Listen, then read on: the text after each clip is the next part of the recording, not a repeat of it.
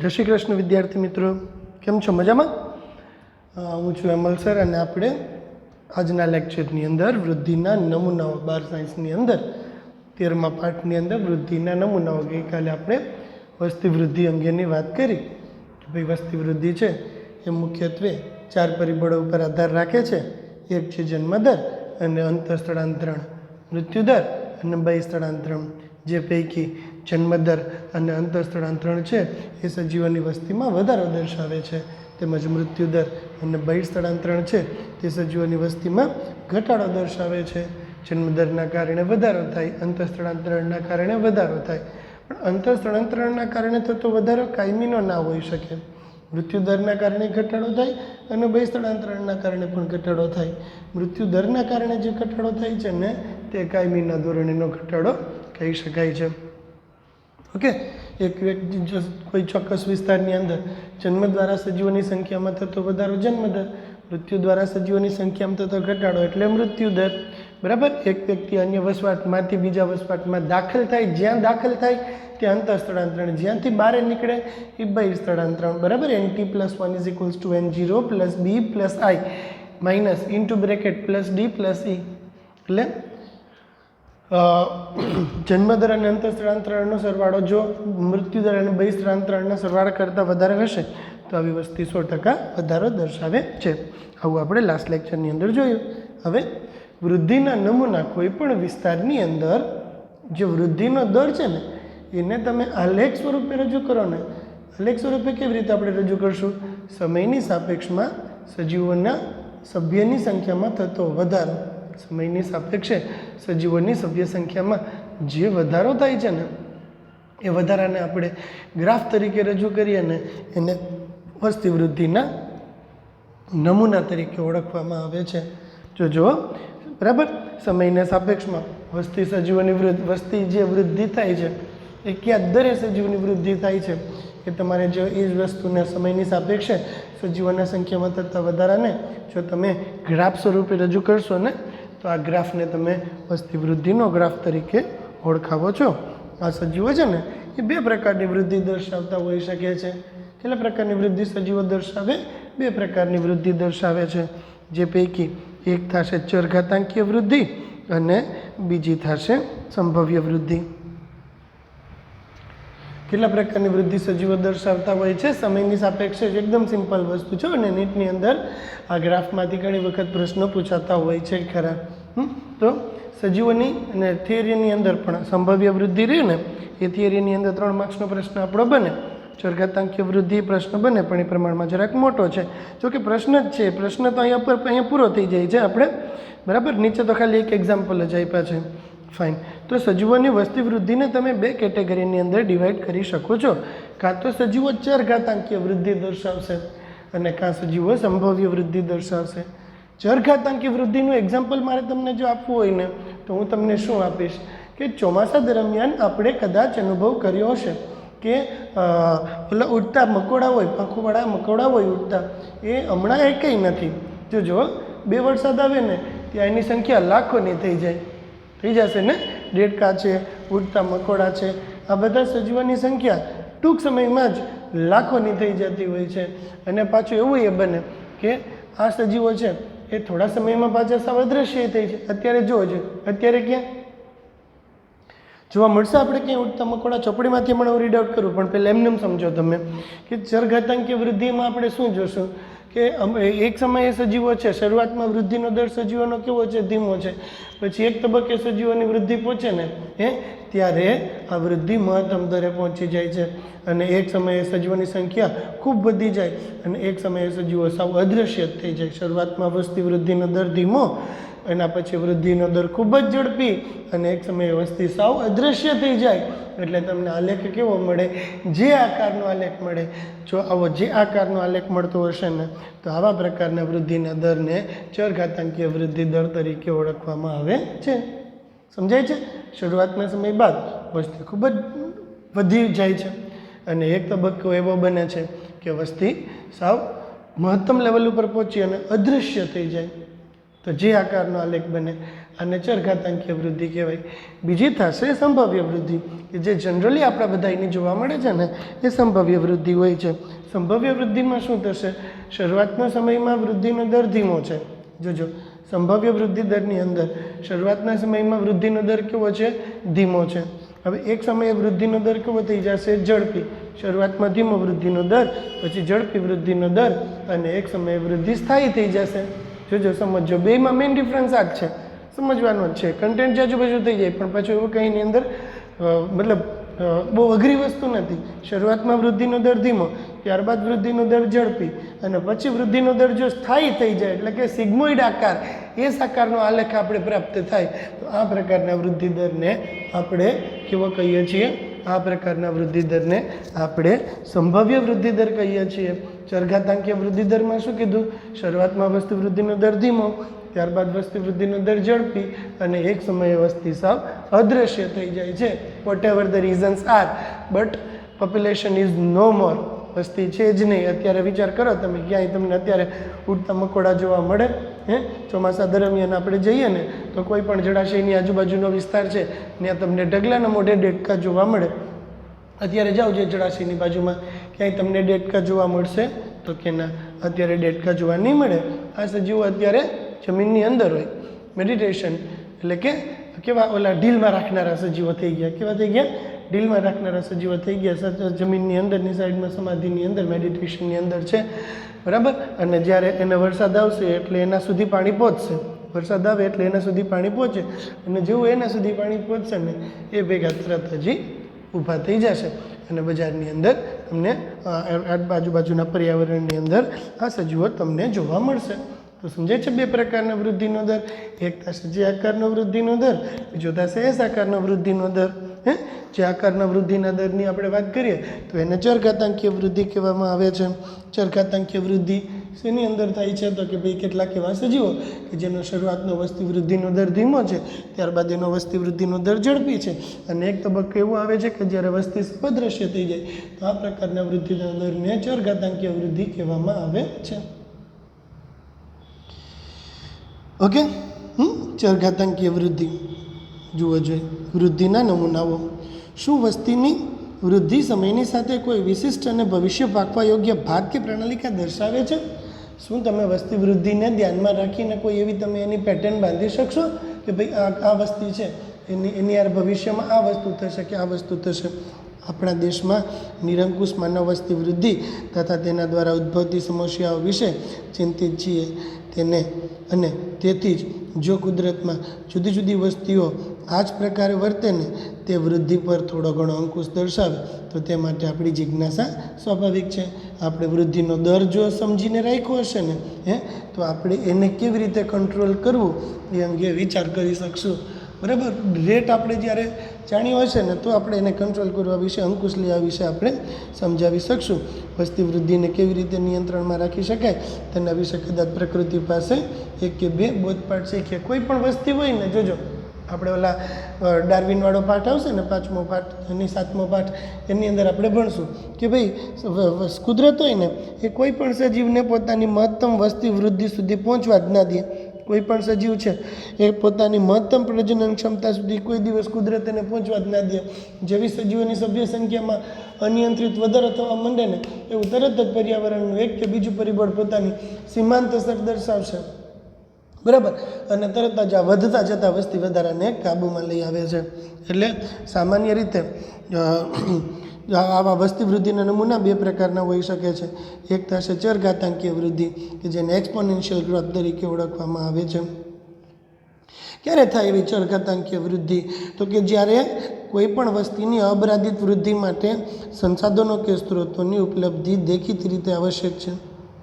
જ્યારે કોઈ પણ વસવાટની અંદર કોઈ પણ સજીવને માંગો એટલા સોર્સ મળી જશે ને ત્યારે એ વસ્તી અબાધિત વૃદ્ધિ દર્શાવે છે.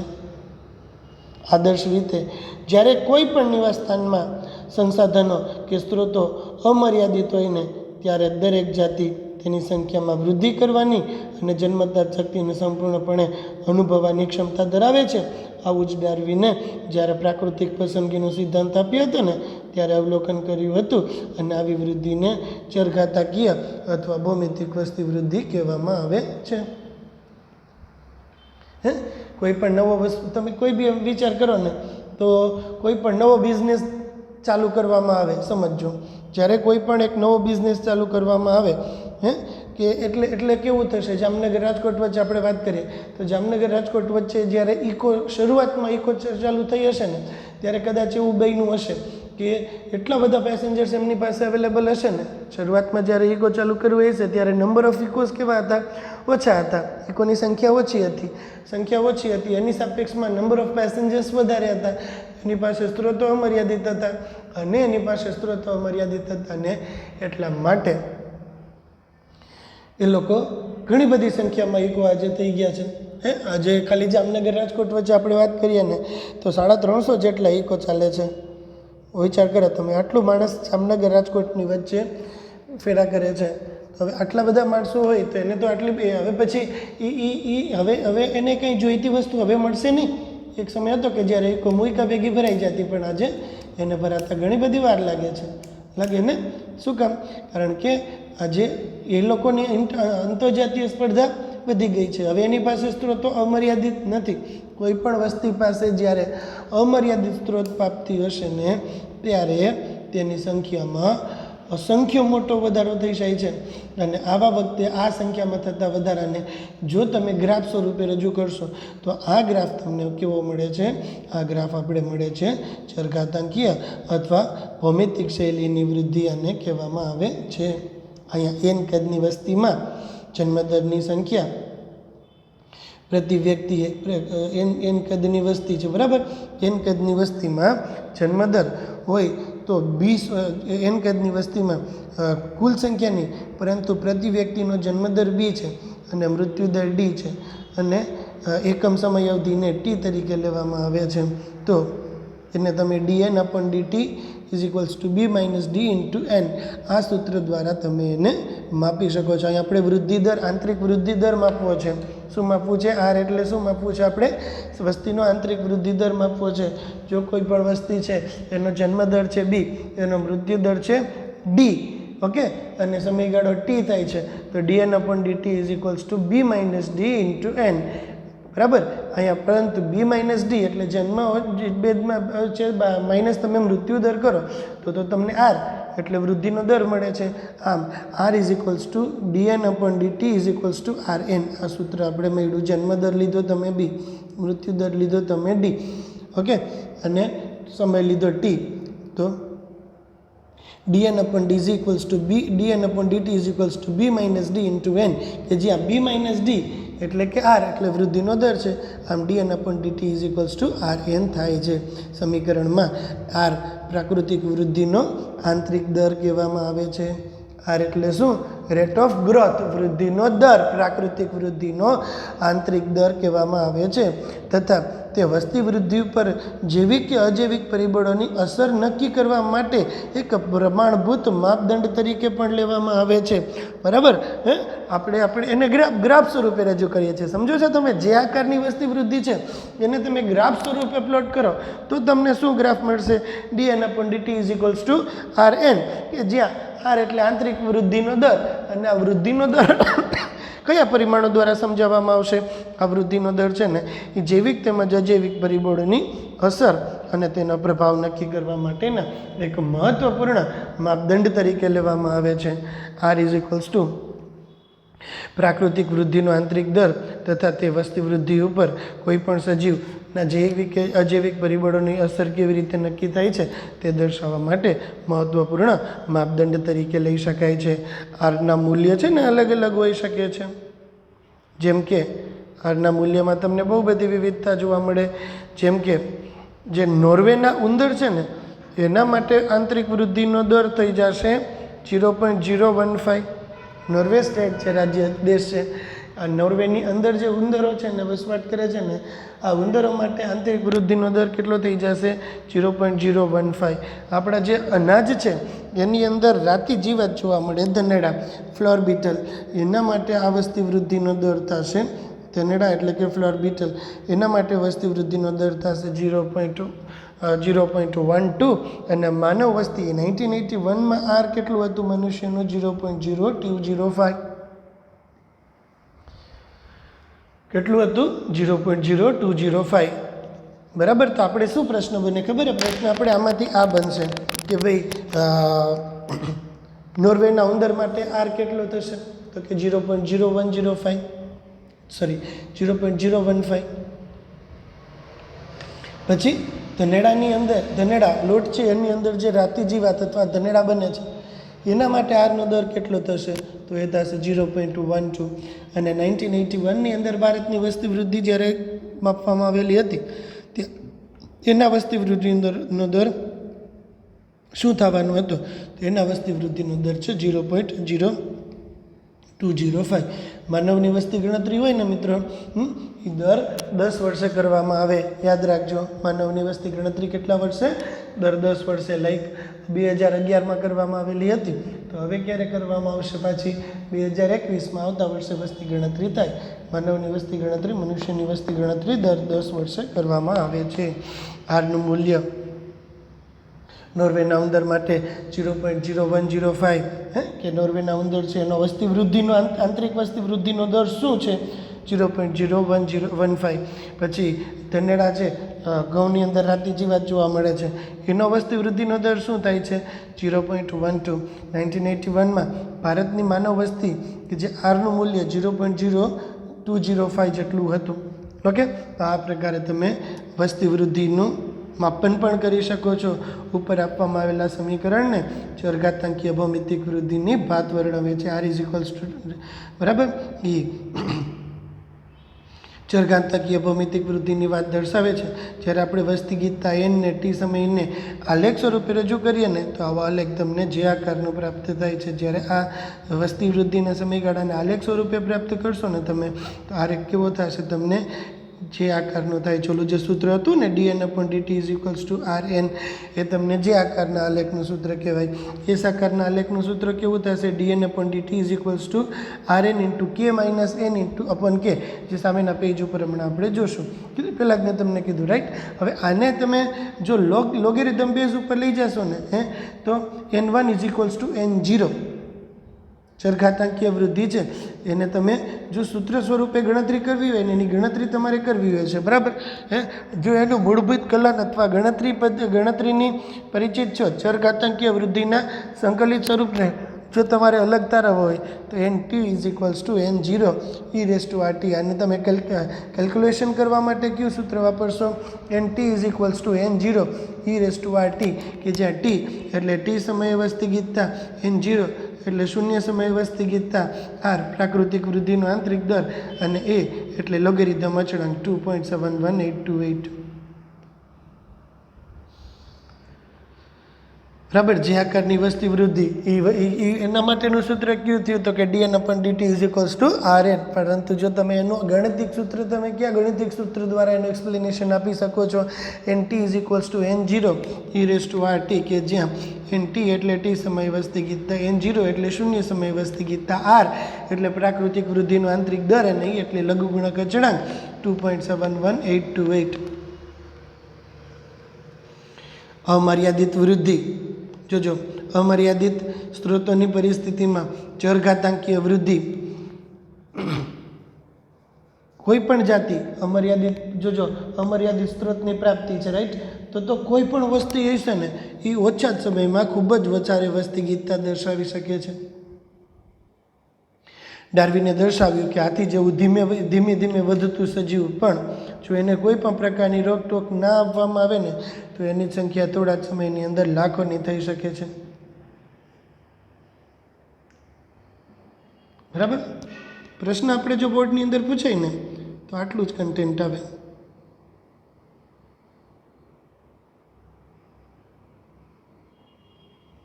આ ટૂચકું એના પછીનો ટૂચકો છે એ ટૂચકો આપણે કહેવાનો નથી.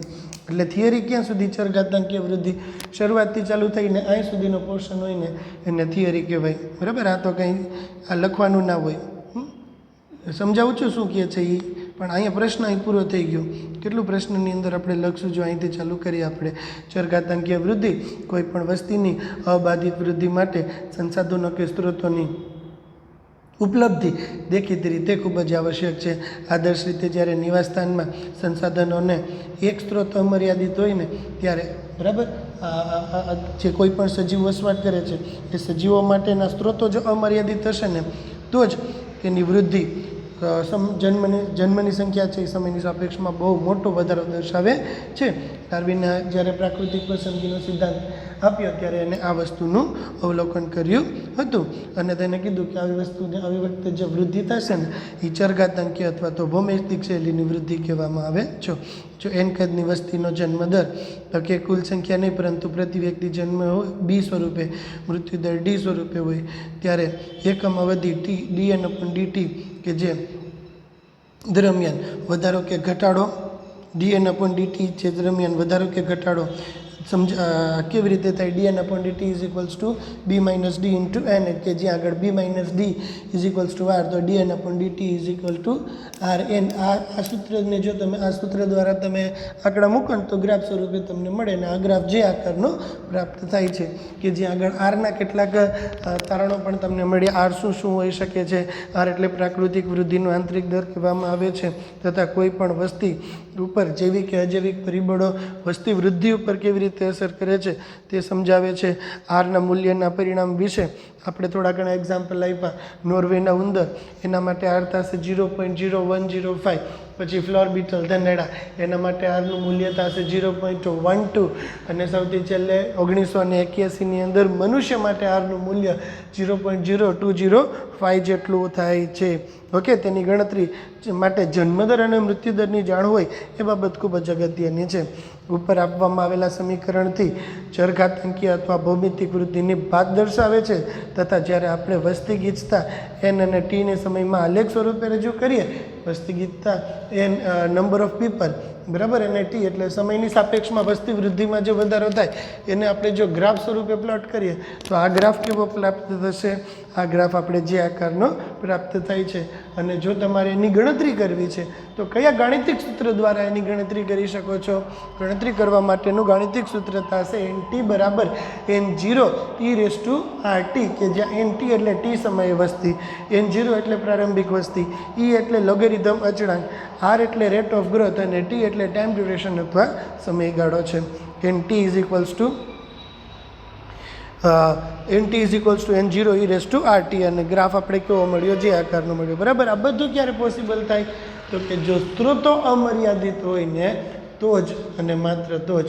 બરાબર. સ્ત્રોતો અમર્યાદિત છે તમારી પાસે તો તમે એ વસ્તુ વિશે વિચારી શકો છો, તો તમારી વૃદ્ધિ ચરઘાતાંકીય પ્રકારની વૃદ્ધિ થશે.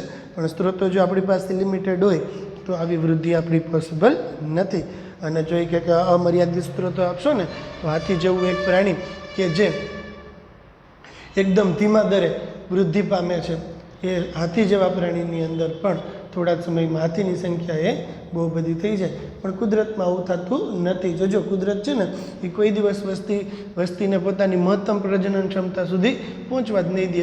જેવું કોઈ પણ સજીવ પોતાની મહત્તમ પ્રજનન ક્ષમતા સુધી પહોંચવા જશે ને એવું કુદરતનું એક કે બીજું પરિબળ પોતાની સીમાંત અસર દર્શાવે ને તરત જ જ્યાં વસ્તી વધારો હશે ને એને કાબૂમાં લઈ આવે છે. ઓકે, હવે ટૂચકું શું આપ્યું ખબર કે ભાઈ રાજા અને એક પ્રધાન હતો. બરાબર. એને શું કર્યું? એને એક શરત લગાવી કે શરતની અંદર પ્રધાન જીતી ગયો. હવે પ્રધાન છે ને એમ કહે છે, સાહેબ કે હું તમને મારે કે બીજું કંઈ નથી જોતું. રાજાએ કીધું કે ભાઈ માગ, તારે શું જોઈએ છીએ? તો ઓલો પ્રધાન કહે કે મારે બીજું કંઈ નથી જોતું, મને અનાજ જોઈએ છીએ. અને અનાજ તમે કેટલું આપશો ખબર? ઓલા જે ઓલું હોય ને પેલું શું કહેવાય એને, ચેસનું જે બોર્ડ છે, બરાબર, ચેસ બોર્ડ છે, એ ચેસ બોર્ડની અંદર જે 64 ખાના છે ને તમારે ખાલી એટલું જ કરવાનું કે જેટલા ખાના વધતા જાય ને એમ દાણાની સંખ્યા કેટલી કરતી જવાની? ડબલ કરતી જવાની. એટલા દાણા તમે મને આપો. બરાબર. હવે જ્યારે રાજાએ રાજાને શરૂઆતમાં તો આ વસ્તુ નોનસેન્સ લાગી કે ભાઈ આમાં શું હોય, કાંઈ નહીં, મોજ કરતું તાર લઈ જા 64 ખાનાની અંદર કેટલા દાણા સમાવાના. પણ જ્યારે આ 64 ખાનામાંથી અડધા ખાના એક પહોંચ્યા હશે ને 30-35 ખાના એ પહોંચ્યા ને ત્યાં તો રાજાનું જે અન્નનો ભંડાર હતો ને એ અન્નનો ભંડાર ખાલી જવા ભેગો થઈ ગયો. બરાબર. શું કહે છે? રાજા અને પ્રધાન શતરંજની રમત રમવા બેઠા. રમતની જીતનો સ્વીકાર કરવા માટે રાજા પ્રધાન દ્વારા સૂચિત કોઈ પણ શરત સ્વીકારવા માટે તૈયાર હતો. પ્રધાને નમ્રતાપૂર્વક કહ્યું, જો જીતી જશે તો માત્ર થોડા ઘઉંના દાણા જોઈએ છીએ અને જેની માત્ર શતરંજના પટમાં રહેલા ચોરસ ખાના પર આધાર રાખશે. પ્રથમ ખાનામાં 1 દાણો, બીજા ખાનામાં 2 દાણા, ત્રીજા ખાનામાં 4, ચોથા ખાનામાં 8. આ પ્રકારે 64 ખાના ભરાઈ જાય ને એટલા દાણા મને ખાલી જોઈએ છીએ. રાજાને આ શરત મૂર્ખતાપૂર્ણ લાગી. રાજાએ માની લીધું અને રમવાનું શરૂ કરી દીધું. પરંતુ તેના દુર્ભાગ્યવશ પ્રધાન જીતી ગયો. રાજાને લાગ્યું કે પ્રધાનની શરત પૂરી કરવી તો ખૂબ જ સરળ છે. તેણે પહેલા ખાનામાં 1 દાણો મૂકવાની શરૂઆત કરી અને પ્રધાનની સૂચના આવેલ એ પદ્ધતિ અનુસાર અન્ય ખાનાઓ આગળ વધતા ગયા. પરંતુ શતરંજના પટમાં રહેલા અડધા ખાના ભરવા સુધીમાં તો રાજાને સમજાઈ ગયું કે તેના સંપૂર્ણ રાજ્ય ઉત્પાદનના બધા જ ઘઉં ભરાઈને ત્યાં 64 ખાના પૂરા થશે. હવે નાના પેરામિશિયમ વિશે વિચાર કરો કે ફક્ત એક જ વ્યક્તિગત સંખ્યાથી શરૂ કરી અને દ્વિભાજન દ્વારા દરેક દિવસે તેની સંખ્યામાં 2 ગણો વધારો થાય ને તો કલ્પના કરો કે 64 દિવસની અંદર વસ્તીનું કદ મગજના ચક્રાવામાં કરી નાખે ને એટલું થઈ જાય છે. હે ને ખાલી ઓલા આજે આપણે ભણશું એની અંદર કંઈક 11 ચક્ર 30 ચક્ર ચાલે ને તો 1 બિલિયન જેટલા દાણા થઈ જાય છે. રાઈટ? એટલે કહે છે કે ભાઈ આમ પણ થતું નથી. પ્રેક્ટિકલી આ પોસિબલ નથી.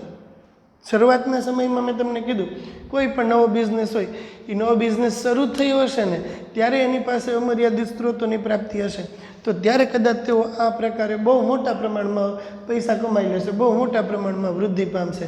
પણ પછી સમયની સાથે એના કોમ્પિટિટર્સ વધતા જશે અને જ્યારે કોમ્પિટિટર્સ વધતા જશે ને ત્યારે સ્ત્રોતો કેવા થતા જશે? પાછા મર્યાદિત. કોમ્પિટિટર્સ વધતા જશે, સ્ત્રોતો મર્યાદિત થતા જશે. એટલા માટે સજીવોની સંખ્યા એ મર્યાદામાં આવી જશે.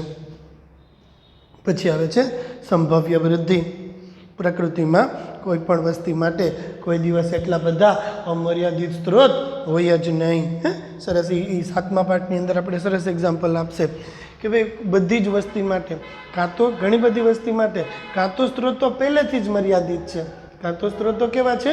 શરૂઆતથી જ મર્યાદિત છે. અને કાં પછી એવું બને કે નજીકના ભવિષ્યમાં મર્યાદિત થઈ જવાના હોય. 2 પોસિબિલિટી છે. કાં તો સ્ત્રોતો પહેલેથી જ મર્યાદિત છે અને કાં પછી એ પોસિબિલિટી છે કે નજીકના થોડાક સમયની અંદર જ સ્ત્રોતો પાછા મર્યાદિત થઈ જાય એમ હોય છે. ઓકે? એટલા માટેના કારણે મર્યાદિત સ્ત્રોત માટે વ્યક્તિગત સજીવો વચ્ચે હરીફાઈ થાય. આજથી હું તમને થોડા વર્ષો પહેલાંની 8-10 વર્ષ પહેલાંની વાત કરું તો કેવું થતું ખબર કે સાયન્સ રાખવાવાળા વિદ્યાર્થીઓની સંખ્યા બી ગ્રુપના વિદ્યાર્થીઓ હોય ને ટોટલ 20,000 હોય. કેટલી હોય ટોટલ સંખ્યા? બી ગ્રુપના વિદ્યાર્થીઓની 20,000 હોય. રાઈટ? અને આપણી પાસે મેડિકલ, પેરામેડિકલ, આયુર્વેદિક, હોમિયોપેથિક, ડેન્ટલ આ બધાની સીટો ભેગી કરતા ને મિત્રો તો 11-12,000 જેટલી સીટો થઈ જતી. કેટલી થઈ જતી? 11-12,000 જેટલી સીટો મેડિકલ, પેરામેડિકલની ભેગી કરો તમે તો થઈ જતી. તો એ 20,000માંથી કદાચ 17,000 પાસ થાય ને તો એ 17,000માંથી 10,000 છોકરા કે 12,000 છોકરા એવા હતા કે જે ડૉક્ટર બની શકતા હતા. તો એ સમયનો સિનારીઓ જુઓ અને તમે આજનો સિનારીઓ જુઓ. આજે બી ગ્રુપની માંગ ખૂબ વધી ગઈ છે. આજે આપણે કેટલા? તમે 80,000 જેટલા તમે હશો તો એ 20,000 વાળા સીધે સંખ્યા 4 ગણી વધી ગઈ. 4 ગણી સંખ્યા. એટલે હવે સ્ત્રોતો તમારી પાસે સ્ત્રોતો કેવા થઈ ગયા? તો કે તમારી પાસે સ્ત્રોતો મર્યાદિત થઈ ગયા. અને સ્ત્રોતો મર્યાદિત થઈ ગયા ને એટલા માટે સ્ત્રોતોની સંખ્યા તમારી પાસે મર્યાદિત થઈ ગઈ છે. અને તમારી પાસે સ્ત્રોતોની સંખ્યા મર્યાદિત થઈ ગઈ છે એટલે તમારે જો આ મર્યાદિત પરિસ્થિતિમાં સર્વાઈવ કરવું હશે ને તો સ્પર્ધા થશે. સ્પર્ધા કરવી હશે ને તો આપણે યોગ્યતમ થવું પડશે. બીજા કરતાં કંઈક વિશેષ થવું પડશે, બીજા કરતાં બેટર થવું પડશે. તો જ આપણે આ સ્પર્ધામાં આપણી જાતને ટકાવી રાખશું અને આપણી વૃદ્ધિ યોગ્ય દરે થશે. કોઈ પણ વસ્તી પાસે એટલા બધા મર્યાદિત સ્ત્રોતો હોતા જ નથી કે એની ચરઘાતાંકીય વૃદ્ધિ થાય. તેના કારણે મર્યાદિત સ્ત્રોતો માટે વ્યક્તિગત સજીવો વચ્ચે સતત હરીફાઈ થતી રહેતી હોય છે. અને આખરે યોગ્યતમ વ્યક્તિગત સજીવ કે જે યોગ્યતમ હશે ને એ ચિરંજીવી થશે. ચિરંજીવી થશે ને એ પ્રજનન કરશે. બરાબર. દેશની સરકારને આ પણ હકીકત જોઈ કે માનવ વસ્તી વૃદ્ધિને મર્યાદિત કરવા માટે વિવિધ પ્રતિબંધો દાખલ કર્યા છે. આ વસ્તુ સમજી અને આપણે હમણાં જ મેં તમને 2-4 દી પહેલાં જ કદાચ વાત કરી કે ભાઈ હવેની કન્ડિશનમાં એવું છે આજની પરિસ્થિતિમાં કે જો તમારા ઘરે ત્રીજું સંતાન આવે ને તો તમારે 3,000 રૂપિયા દંડ ભરવાનો અને ત્રીજા સંતાનને કોઈ પણ પ્રકારના જે સરકારી લાભ મળવાના હશે ને, if you are the third child તો તમને નહીં મળે. હવે પછીની આજે જન્મેલા બાળકો પૈકી, બાકી અત્યારે તમે ત્રીજું બાળક છો તો કંઈ ઇશ્યુ નથી પેરેન્ટ્સનું, પણ હવે પછી જો ત્રીજું બાળક હશે ને એને કોઈ પણ પ્રકારના સરકારી લાભ નહીં મળે. બરાબર. અને ત્રીજા બાળક તમારા ઘરે જો આવે તો ગાંઠકને તમારે દંડ પેટે 3,000 રૂપિયા ભરવાના. પ્રકૃતિમાં આપેલા નિવસ્તનની પાસે મહત્તમ સંભવ્ય સંખ્યાના પાલન પોષણ માટે પૂરતા સ્ત્રોતો હોય છે. તેનાથી આગળ વૃદ્ધિ સંભવ નથી. કોઈ પણ એક વસવાટ હોય ને એને વહન ક્ષમતા કહેવાય કે કોઈ પણ એક વસવાટ હોય ને એ મર્યાદિત સંખ્યાના સજીવોના નિભાવ માટે જ સક્ષમ હોય છે. કોઈ પણ એક વસવાટ વિશે જો તમે વાત કરશો તો આ વસવાટ મર્યાદિત સંખ્યાના સજીવોના નિભાવ માટે જ સક્ષમ હોઈ શકે છે. વસવાટની અંદર અમર્યાદિત કોઈ દિવસ સજીવો છે એ રહી જ નથી શકતા. કોઈ પણ એક વસવાટ લઈ લો તમે તો એ કોઈ પણ વસવાટ કોઈ મર્યાદિત સંખ્યાના સજીવોના નિભાવ માટે જ સક્ષમ હોઈ શકે છે. બરાબર. એને વહન ક્ષમતા કહેવાય. શું કહેવાય? વહન ક્ષમતા. તેનાથી આગળ એનો નિભાવ જ નથી કરી શકતા, એટલે એની અંદર એ સજીવો રહી જ નથી શકતા. એ નિવાસસ્થાનમાં એ જાતિની મર્યાદાને પ્રકૃતિની વહન ક્ષમતા અથવા કેરિંગ કેપેસિટી અથવા કે તરીકે ઓળખવામાં આવે છે. કોઈ પણ નિવાસસ્થાનમાં મર્યાદિત સ્ત્રોતની સાથે વૃદ્ધિ પામતી વસ્તી શરૂઆતમાં ધીમી વધે એને લેગ ફેસ કહેવામાં આવે, ત્યારબાદ ઝડપી વધે એને એસેલરેશન ફેસ કહેવામાં આવે, ત્યારબાદ પાછી એક વખત વૃદ્ધિ ઘટી જાય એને ડિક્લેરેશન ફેસ કહેવામાં આવે છે. કે આજથી આપણે તમારા દાદાને એ લોકો જુઓ, એ લોકો કેટલા પેરેન્ટ્સ હતા, તમારા મમ્મી પપ્પા કેટલા પેરેન્ટ્સ હતા, તમે લોકો કેટલા પેરેન્ટ્સ છો, અને તમારા પરણેલા ભાઈ બહેન છે એના ઘરે કેટલા છોકરા હોય છે. આ બધું કેલ્ક્યુલેશન તમે માંડો ને મિત્રો, કદાચ તમે ભાઈ બહેન અત્યારે 2 હશો ને તો ભવિષ્યમાં તમારા 2 ભાઈ બહેનના ઘરે એક જ બાળક માંડ હશે. બરાબર. તો એ 2 જ જણા હશે. એટલે કે વહન ક્ષમતા છે એ કુદરતની અંદર તરત જ એના ઉપર કુદરતી અસર કરવા માંડે છે અને તરત જ સજીવોની સંખ્યા કેવી થઈ જાય છે? ઘટવા માંડે છે. એટલે શરૂઆતમાં લેગ ફેઝમાં ધીમો વૃદ્ધિનો દર હતો, પણ વચ્ચે એસેલરેશન ફેઝ આવ્યો. વિચાર કરો મિત્રો તમે, આપણે 30,000માંથી 130 કરોડમાંથી 103 કરોડ થઈ ગયા. ખાલી 70 જ વર્ષનો સમયગાળો. કેટલા વર્ષનો સમયગાળો? 70 જ વર્ષનો સમયગાળો. અને આ 70 વર્ષના સમયગાળા દરમિયાન સજીવોની વસ્તી વૃદ્ધિ કેટલી? 100 કરોડ સજીવો વધી ગયા 70 જ વર્ષની અંદર. 100 કરોડ. વિચાર કરો તમે, ઈસવીસન પૂર્વે 5,000 વર્ષ. બરાબર. આજથી મતલબ કે હું તમને કહું કે 450 કરોડ વર્ષની પૃથ્વી છે આપણી, તો 450 કરોડ વર્ષની વસ્તી કેટલી હતી? તો કે 30 કરોડ. અને છેલ્લા 70 વર્ષની અંદર વસ્તીનો વધારો કેટલો થયો? 100 કરોડ. પણ હવે એ વસ્તુ પોસિબલ નથી. હવે પાછી એને કેમાં લઈ જવું પડે? ત્રીજા તબક્કામાં. એટલે મંદ વૃદ્ધિની અવસ્થામાં એને ડિક્લેરેશન ફેઝની અંદર લઈ જવામાં આવે છે. બરાબર. અને અંતે વૃદ્ધિ કેવી થઈ જશે? પછી વૃદ્ધિ સ્થાયી થઈ જાય છે. જ્યારે ગીચતા તેની વહન ક્ષમતા સુધી પહોંચી જાય ને ત્યારે વસ્તી ગીચતા એન ને ટી સમયની સાપેક્ષે આલેખ સ્વરૂપે રજૂ કરો ને તો આવો આલેખ તમને એ સાકારનો અથવા સિગ્મોઇડ મળે છે કે જે જો આપણે આવી પૂછાય તમને કે વૃષ્ટફળ સંભવ્ય વૃદ્ધિ દર સમજાવો, વૃષ્ટફળ લેજિસ્ટિક ગ્રોથ સમજાવો. બરાબર. વૃષ્ટફળ દ્વારા આની એક્સપ્લેનેશન આપવામાં આવેલી હતી ને, એટલે એનો વૃષ્ટફળ સંભાવ્ય વસ્તી વૃદ્ધિનો દર કહેવામાં આવે છે. આ વસ્તી વૃદ્ધિ સમજાવવા માટે કયું સમીકરણ વાપરશું આપણે? જો પહેલાં વસ્તી વૃદ્ધિ કેવી થશે? વસ્તી વૃદ્ધિ કંઈક આવી થઈ. જો શરૂઆતમાં વૃદ્ધિનો દર કેવો? ધીમો. જો આ શરૂઆતમાં વસ્તીનો ધીમો વૃદ્ધિ દર લેગ ફેઝ, પછી ચરઘાતાંકીય વૃદ્ધિ વસ્તી પામે, એટલે કે પછી વસ્તી વૃદ્ધિ ખૂબ જ વધી જાય છે. પછી વસ્તી વૃદ્ધિ શરૂઆતમાં વસ્તી વૃદ્ધિનો દર ધીમો છે, પછી વસ્તી વૃદ્ધિનો દર કેવો થાય છે? ઝડપી થઈ જાય છે. અને એક તબક્કે વસ્તી વૃદ્ધિ કેવી થઈ જાય છે? એક તબક્કે વસ્તી સ્થિર થઈ જાય છે. મંદ વૃદ્ધિની અવસ્થા, ઝડપી વૃદ્ધિની અવસ્થા અને સ્થિર વૃદ્ધિની અવસ્થા. આ પ્રકારનો વસ્તી વૃદ્ધિનો જે ગ્રાફ તમને મળશે ને એ આકારનો અથવા તો સિગ્મોઇડ આલેખ કહેવામાં આવે છે. કેવો આલેખ કહેવામાં આવે ને એ આકારનો અથવા તો સિગ્મોઇડ આલેખ કહેવામાં આવે છે. બરાબર. ઓનું સૂત્ર હતું dn/dt = Rn. આનું સૂત્ર છે dn/dt બરાબર Rn k - n/k, કે જ્યાં n એટલે t સમય વસ્તી ગીતતા, r એટલે પ્રાકૃતિક વૃદ્ધિનો આંતરિક દર, k એટલે વહન ક્ષમતા અથવા કેરિંગ કેપેસિટી. મોટાભાગના પ્રાણી વસ્તીઓમાં વૃદ્ધિ માટેના સ્ત્રોતો તો મર્યાદિત હોય જ છે. કે છે ને કે મોટાભાગે એવું જ બને. શું બનશે? મોટાભાગે કે વસ્તી વૃદ્ધિ છે એની માટે કાં તો કોઈ પણ વસ્તી છે એના માટે સ્ત્રોતોની સંખ્યા કાં તો ઇનિશિયલથી શરૂઆતથી જ મર્યાદિત છે અને કદાચ એવું બને કે કાં પછી પાછળથી મર્યાદિત થઈ જવાની હોય. મોટાભાગની વસ્તીને શું લાગુ પડે છે કે ભાઈ કાં તો આ વસ્તીની ગીચતા છે એ શરૂઆતથી જ કાં તો સ્ત્રોતો પહેલાંથી જ મર્યાદિત છે અને કદાચ એવું બને કે ઇનિશિયલ સ્ટેજમાં શરૂઆતની પરિસ્થિતિમાં કદાચ સ્ત્રોતો મર્યાદિત ના પણ હોય, પરંતુ એક સમયે સ્ત્રોતો મર્યાદિત થવાના જ હોય છે. બરાબર. એટલા માટે સંભવ્ય વૃદ્ધિ દર વધુ વાસ્તવિક મોડેલ કહેવાય. ઓલું જે ચરઘાતાંકીય વૃદ્ધિ દર છે એ કોકને જ લાગે, બધાને નહીં લાગે, પરંતુ સંભવ્ય વૃદ્ધિ દર છે ને એ તો ઓલમોસ્ટ બધા જ સજીવોને લાગુ પડે છે. ચરઘાતાંકીય વૃદ્ધિ દર કેટલાક જ સજીવોને લાગુ પડે, પરંતુ સંભવ્ય વૃદ્ધિ દર ઓલમોસ્ટ બધા જ સજીવોને લાગુ પડે છે. એટલા માટે આપણે એમ કહીએ કે ઓલો જે વસ્તી વૃદ્ધિનો ગ્રાફ છે ને એના કરતાં આ ગ્રાફ વધુ ઓથેન્ટિક ગણી શકાશે. ઓકે. હા, અને આપણે બોર્ડની અંદર પ્રશ્ન પૂછાય 3 માર્કનો, તો આ રીતે દઈ દઈએ તમને કે વસ્તી વૃદ્ધિ સમજાવતો એક વસ્તી વૃદ્ધિની સંખ્યા સમજાવતો વસ્તી વૃદ્ધિઓ સમજાવતો વધુ ઓથેન્ટિક ગ્રાફ સમજાવો. બીજાની સાપેક્ષમાં વધુ સારી રીતે સમજાવી શકાય એવો ગ્રાફ સમજાવો. ઓકે.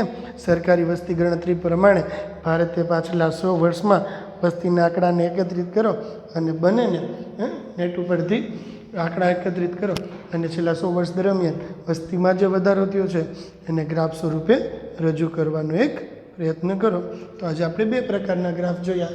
એક જોયું આપણે ચરઘાતાંકીય વૃદ્ધિ ક્યારે થાય તો કે અમર્યાદિત સ્ત્રોતોની પ્રાપ્તિ હોય ત્યારે.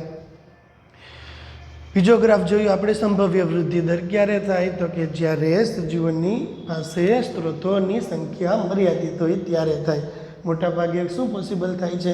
મોટાભાગે કંઈક એવું જ પોસિબલ થાય કે સંભાવ્ય વૃદ્ધિ દર જ લાગુ પડે, કારણ કે બધા જ સજીવો છે એના માટે કાં તો સ્ત્રોતો પહેલાંથી મર્યાદિત હોઈ શકે છે અને કાં પછી નજીકના ભવિષ્યમાં સ્ત્રોતો મર્યાદિત થવાના હોઈ શકે છે. તો આમ આપણે 2 પ્રકારના ગ્રાફ વિશે જોયું. બરાબર. એકનું સૂત્રથી dn/dt = Rn, બીજાનું સૂત્ર dn/dt = Rn k - n/k. ઓનો જે આકાર બને આ સિગ્મોઇડ ગ્રાફ મળે. એકની અંદર આપણે ગાણિતિક સૂત્ર ઓલાનું nt = n0 + e⁻rt કે જ્યાં nt એટલે t સમય વૃદ્ધિ, n0 એટલે પ્રારંભિક વૃદ્ધિ, e એટલે લોગેરિધમ અચળાંક, r એટલે રેટ ઓફ ગ્રોથ અને t એટલે ટાઈમ ડ્યુરેશન.